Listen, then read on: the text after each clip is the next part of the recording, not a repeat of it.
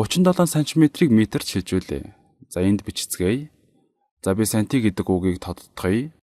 За 37 см ба бид үүнийг метрт шилжүүлэх гэж байгаа. За тэгэхээр бидний санах ёстой зүйл бол санти гэдэг үг нь ямар утгатай вэ гэдэг юм. За санти гэдэг нь 100-ны 1 эсвэл метрийг 100 хуваасны 1 гэсэн үг юм. Тэгэхээр энэ нь 100-ны 37 метр гэсэн үг. Тэгэхээр үүнийг бичицгээе. Энэ нь метрийн 100-ны 37 гэсэн утгатай. Тэгэхээр 100-ны 1 метр эдгээр нь тэнцүү илэрхийллүүд. Тэгэхээр метрийн 100-ны 37 нь хэд вэ? За энэ нь метрийн 100-ны 37. Үүнийг дахин бичиж болно. Хэрвээ чи 10-ын орноор бичихийг хүсвэл энэ нь тэг үүнийг 10-ны 3 ба 100-ны 7 эсвэл 100-ны 37 гэж харж болно. Тэгэхээр 0.37 метр байна.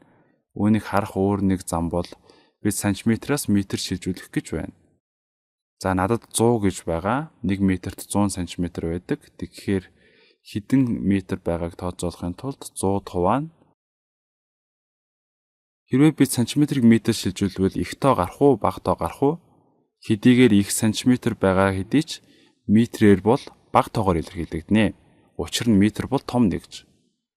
Тэгэхээр энд бага утга гарч ирнэ. За энэ нь 100 дахин бага утга авах ёстой. Тэгэхээр чи 37 см-ийн утгыг мэдчихсэн байгаа. Энэ аргаар 37 см-ийг бичицгээе. За мөн 2 нэгж дээр ажиллая. Одоо хэрвээ чи дециметр руу шилжүүлэхийг хүсвэл энэ нь 100-ны 1 дециметр нь 10-ны 1 гэсэн утгатай. Тэгэхээр чи 10 хуваах болно. За энэ нь 3.7 дециметртэй тэнцүү болж байна. За 3.7 дециметр гэж бичье. Мөн дециметр бол метрийн 10.1-тэй тэнцүү. Тэгэхээр чи дахиад 10 хуваах хэрэгтэй. Тэгэхээр энийг 10 хуваахаар энэ нь 0.37 метр болно. Бод хөөрн гарган сантиметраас шууд метр шилжүүлэх арга юм. Тэгэхийн тулд чи 100 хуваана. За 100 хуваах гэдэг нь чи тасаллын орныг зүүн тийш 2 орон шилжүүлнэ гэсэн үг. 2 орон шилжүүлэх нь 100 хуваана. Тэгэхээр хариу нь тэг бүхэл 100-ны 37 метр гэж гарнаа.